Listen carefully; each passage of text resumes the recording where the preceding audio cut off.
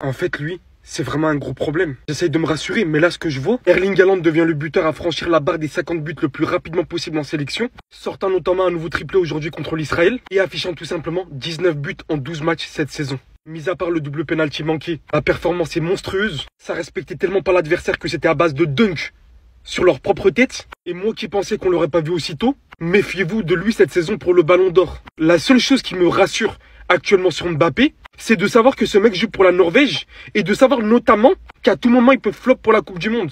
Même si sur un court parcours, on sait que tout peut se passer. Et avec City, bien évidemment, on sait qu'ils peuvent toujours prendre une Ligue des Champions même si ça va pas top en championnat. Mais ce mec est au final littéralement beaucoup trop boosté. Je pensais avoir vu le summum niveau finition avec Cristiano Ronaldo. Mais la capacité de but qu'il nous prouve de saison en saison, la fin, la manière dont il est chirurgical. Je n'avais pas employé la phrase. C'est pas lui qui suit les records, c'est les records qui lui suivent depuis Ronaldo. Là, je peux vous dire qu'effectivement, les records suivent Haaland. Il est tout simplement inarrêtable. Il est tout simplement beaucoup trop fort. En fait, ce mec, il va choquer toute sa vie. Erling Haaland. Pour les intimes, Odin. Vous savez très bien pourquoi je l'appelle Odin. Laissez-moi vous donner quelques faits dans son match. 5e minute, la Norvège obtient un penalty, il s'élance, il rate. Ok, d'accord, pas de problème. Sauf que le gardien n'avait pas les deux pieds sur la ligne, à retirer. Donc il se réélance, rebelote, il tire de l'autre côté, il se dit il va le piéger le gardien l'arrête encore. Et là tu te dis ah c'est mort, il va douter, il va gâter le ticket de beaucoup de personnes. Non, c'est Odin. Il frappe une première fois sur une passe décisive de Sorloth, 1-0. Maintenant regardez le but de malade qu'il a provoqué. Il est tellement puissant qu'il y a un défenseur, il a voulu se frotter à Odin. Odin il a dit move man, il l'a poussé, voilà. Le gardien a voulu dégager. Il a heurté, voilà, en dégageant le défenseur que Haaland a poussé. Et il n'y a pas faute, hein, parce que c'est lui qui est venu au contact d'Haaland. Et au final, but contre son camp. Mais qui t'a envoyé pousser Odin? Toi, tu comprends pas ou quoi? Et son spectacle ne s'arrête pas là. Hein. Deuxième but, il grimpe. Parce que ça, c'est pas, il a pas sauté. Il a grimpé sur le défenseur australien pour lui mettre un poster. Pour le aller ou en fait, pour l'éteindre. Voilà, jump, but. Deuxième but pour Haaland. Troisième au second poteau, encore de la tête. Troisième but, triplé.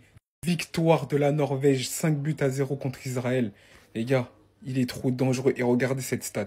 Erling Haaland, en 46 sélections, c'est 50 buts avec la Norvège. Sur ces 46 sélections avec la Norvège, 50 buts. J'ai fini. Pourquoi tu restes? Au revoir. Les gars, qui vont arrêter ces monstres? Qui vont arrêter ces malades? La course pour le soulier d'or entre Erling Haaland, Kylian Mbappé et Harry Kane, les gars, ça va être du n'importe quoi. Eux trois, si je me trompe pas, sont déjà à plus de 22 GA et on est au début du mois d'octobre. Nous sommes qu'au début du mois d'octobre. Il y a la Coupe du Monde. Les trois jouent la Ligue des Champions. Et surtout Harry Kane et Mbappé, ils jouent dans des clubs qui martyrisent la plupart des équipes de leur championnat. Harry Kane en Bundes, Mbappé en Liga. Haaland aujourd'hui c'est triplé, c'est déjà le meilleur buteur de l'histoire de sa sélection. Le 10e match de suite où il marque, il est déjà à 51 buts en sélection. Cette saison il est à 21 buts, 3 passes D. C'est tout simplement n'importe quoi. On parlait d'Mbappé qui est le deuxième meilleur buteur de sa sélection. 53 buts, il pourra passer premier sûrement cette saison. Lui aussi c'est son 10e match consécutif où il est buteur. Cette célébration en tant que Barcelonais, je la vois à quasi tous les matchs. Et vous avez pas idée à quel point ça me fait chier, ça m'énerve. Il veut pas s'arrêter de marquer. En plus, le Barça, on affronte le Real dans quelques semaines. Mbappé commence par te calmer. Franchement, qui va finir meilleur buteur de l'année entre ces trois-là? Franchement, moi, les gars, je suis largué. Dites-moi, vous en pensez quoi en commentaire? Et si c'est possible, donnez-moi les stats exactes de ces trois joueurs dans les commentaires. Enfin bref, sinon vous, les gars, vous en pensez quoi? Ramenez-vous sur Snap, on s'ennuie. Il a raté 2 pénaltys en moins de 5 minutes contre Israël, les frères. Il a raté 2 pénaltys en moins de 5 minutes contre Israël. Ce boug-là veut aucun problème dans la vie, j'ai compris. Il ne veut pas de problème dans la vie et il a bien raison. 2 pénaltys mal tirés, les gars, quasiment sur le gardien, les deux à rater ou à mi-hauteur façon archi facile arrêté pour le gardien. On sait qu'il a fait exprès. On sait qu'il a fait exprès. Est-ce qu'on peut l'en vouloir? Haaland, il a jour de One Piece. Haaland, il a jour de One Piece. Il a vu les derniers chapitres. Il voit God Valley. Il a vu Marie-Joie. Il a vu le flashback de Kuma. Il s'est dit, est-ce que je veux vraiment ça pour ma vie? Il a pesé le pour et le contre. Il a préféré rater les pénaltys. Mais au final, il a pas tort. Parce que moi, on me fera pas croire qu'Haaland a raté ses pénaltys sans faire exprès. On me le fera pas croire, les frères, s'il vous plaît. Un peu de sérieux. Monsieur, j'allume les caches tous les week-ends en PL, aurait tiré aussi mollassonnement. J'y crois pas une seule seconde. Ce type-là, les gars, il a vraiment de la jugeote. Il a de la répartie. Il sait comment réfléchir. Tu vois ce que je veux dire ou pas? Et au final, un match en équipe nationale, c'est quoi? C'est quoi finalement, hein? C'est quoi sur toute une carrière? Non, il est pas con. Haaland, il est pas con. En fait, lui, c'est vraiment un gros problème. J'essaye de me rassurer, mais là, ce que je vois, Erling Haaland devient le buteur à franchir la barre des 50 buts le plus rapidement possible en sélection, sortant notamment un nouveau triplé aujourd'hui contre l'Israël et affichant tout simplement 19 buts en 12 matchs cette saison. Mis à part le double penalty manqué, la performance est monstrueuse. Ça respectait tellement pas l'adversaire que c'était à base de dunk sur leur propre tête. Et moi qui pensais qu'on l'aurait pas vu aussitôt, méfiez-vous de lui cette saison pour le Ballon d'Or. La seule chose qui me rassure actuellement sur Mbappé, c'est de savoir que ce mec joue pour la Norvège et de savoir notamment qu'à tout moment il peut flop pour la Coupe du Monde. Même si sur un court parcours, on sait que tout peut se passer. Et avec City, bien évidemment, on sait qu'ils peuvent toujours prendre une Ligue des Champions même si ça va pas top en championnat. Mais ce mec est au final littéralement beaucoup trop boosté. Je pensais avoir vu le summum niveau finition avec Cristiano Ronaldo. Mais la capacité de but qu'il nous prouve de saison en saison, la fin, la manière dont il est chirurgical. Je n'avais pas employé la phrase. C'est pas lui qui suit les records, c'est les records qui lui suivent depuis Ronaldo. Là, je peux vous dire qu'effectivement, les records suivent Haaland. Il est tout simplement inarrêtable. Il est tout simplement beaucoup trop fort. Les gars, Erling Haaland, on peut lui reprocher beaucoup de choses, notamment de ne pas marquer en finale, demi-finale, etc. en Ligue des Champions. Mais il y a un truc où il faut le mettre en avant, c'est que c'est un joueur qui se cache pas avec son pays. Il joue pour une petite sélection qui est la Norvège. La Norvège, depuis 1998, ils n'ont pas été en Coupe du Monde. Et pour le coup, il est à 2 doigts de les ramener parce que la Norvège, on peut voir, ils ont 15 points, ils ont 6 points d'avance sur le deuxième. Et si on prend le tableau des joueurs avec le meilleur ratio en équipe nationale au 21e siècle, Erling Haaland, il est premier, les gars. En 45 matchs, il est impliqué sur 54 buts avec la Norvège. C'est énorme. Il lui fait un ratio de 1,20. Est-ce que vous imaginez? À chaque match, il contribue à 1,20 buts. En 45 matchs avec la Norvège, il a mis 48 buts, les gars. C'est des stats affolantes. D'ailleurs, on reparlera de Neymar dans une future vidéo.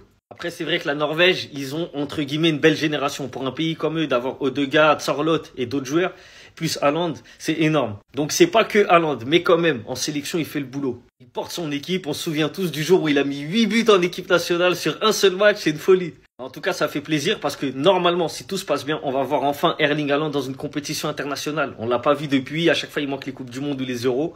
Et là, il sera là. Donc, c'est bien parce que ça fait un gros joueur en plus pour la Coupe du Monde 2026. Ah! Bah alors les gars, Yamal il est toujours surcoté? On en fait toujours trop? C'est pas un bon dribbleur? Les hommes mentent mais pas les chiffres. Là vous avez la preuve devant vous que Yamal, c'est tellement une terreur en dribble qu'à seulement 18 ans, il est déjà dans le top 4 des joueurs avec le plus de dribbles réussis sur une saison. Lionel Messi premier 308, Lionel Messi, le mec il est dans tous les classements, Messi c'est un truc de fou. 265 deuxième, Hazard 263 troisième, Yamal ex aequo avec Hazard. Donc c'est comme s'il était troisième en fait. Il a inscrit son nom parmi les plus grands à seulement 17 ans. Oui, on dit 17 ans parce que toute l'année presque il avait 17 ans. Donc ça il l'a fait à 17 ans et à 16 ans. Pourtant dans notre génération, il y a eu des Hatem Ben Arfa, des Neymar, il y a eu des Vinicius, il y a eu des Robben, des Ribéry, des Riyad Mahrez, des Iniesta, bref, plein de joueurs ultra forts en dribble. Et juste sur une saison, il a réussi à faire plus de dribble qu'eux, à accomplir plus de dribble qu'eux. Parce que quand un dribble il est réussi, c'est quand le joueur il est passé. Et Yamal, on le voit en Liga avec le Barça, on le voit en sélection, les gars, il y a personne qui arrive à l'arrêter. Il y a peut-être Nuno Mendes, oui, qui l'a arrêté pas mal de fois, mais Yamal est passé pas mal de fois aussi. Et commencez pas à me dire, oui, mais c'est pas la même génération, je sais pas quoi. Tu le mets même en 2015, les gars, il humilie les défenseurs, faut arrêter au bout d'un moment, il a 17 ans, le gamin. Bref, quand tu parles avec des gens et qu'ils osent te dire on en fait trop avec Yamal, vraiment, réveillez-vous et regardez les matchs. En fait, Mbappé, lorsque sa technique et sa vitesse matchent ensemble, c'est fini. Super bien fait. Ça va trop vite. La vitesse d'exécution est juste dingue. Tu peux rien faire, vraiment rien. Quand tu es dans celle-là, pour l'arrêter, faut se lever très tôt. Très tôt. Mbappé aujourd'hui avec son but qui va se rapprocher petit à petit du record de but de l'équipe de France. Aujourd'hui d'ailleurs, il va faire une passe un but. Et sur son but, c'est trop, hein. Parce que Mbappé, beaucoup de gens disent qu'il est pas technique, etc. Il est technique. Mais c'est juste que des fois, sa technique ne répond pas à ses idées. Parce que c'est un joueur vraiment qui est créatif, qui a des idées, qui a envie de jouer. Il aime bien combiner 1, 2, 3, 4, jouer dans les petits espaces. Ça, c'est ce qu'il veut faire. Mais ça répond pas tout le temps à ses attentes. Et lorsque les deux matchs ensemble donnent ce genre de but, il va taffer tout l'Azerbaïdjan. Hugo va toucher le ballon entre temps. Puis il va finir l'action derrière. Hugo qui va d'ailleurs gratter sa passe D sur Kylian. Et en fin de match, il t'offre un super centre sur la tête de Rabiot. Et franchement, son duo qu'il a formé avec Hugo Ekitike, je trouve que dans les profils, c'est quelque chose d'intéressant. Parce que tu retrouves deux joueurs qui ont vraiment l'envie de jouer, qui cherchent toujours à dynamiter le jeu, à combiner dans les petits espaces, qui cherchent à percuter, à faire quelque chose du ballon. Voilà, ce sont quand même des joueurs très joueurs. Mais ça se voit que c'est la première fois qu'ils jouent ensemble. Ça se voit. Sur plusieurs actions, tu vois qu'ils se sont pas entendus. Les appels qui devaient être faits, des fois tu les retrouvais dans la même zone. On me rappelle l'action du contre où Mbappé fixe intérieur et attend un dédoublement de la part d'Ekitike sur sa gauche, qui puisse aussi attirer le défenseur central que Mbappé fixait. pour lui ouvrir l'axe ou bien lui faire la passe. Et Ekitike, au final, il a fait un appel intérieur qui a ramené tout le monde dans l'axe et Mbappé, il a vu sa frappe être contrée. Il les a vu sur quelques actions se gêner et franchement, oui, ça se voit que c'est la première fois qu'ils jouent ensemble, ils sont pas encore accordés. Mais footballistiquement parlant, dans les idées, genre vraiment dans l'envie de combiner, jouer dans les petits espaces, je pense que c'est deux joueurs qui matcheraient bien dans l'idée. Ekitike, ce serait une sorte de Karim Benzema, une sorte, toute proportion gardée. Et Mbappé, ce serait plus le tueur de l'équipe. Voilà, Mbappé aura les stats, celui qui va marquer, mais Ekitike, c'est celui qui va l'assister. En plus, ça permettra à Mbappé de jouer un peu plus bas, comme il aime bien jouer 10 façon.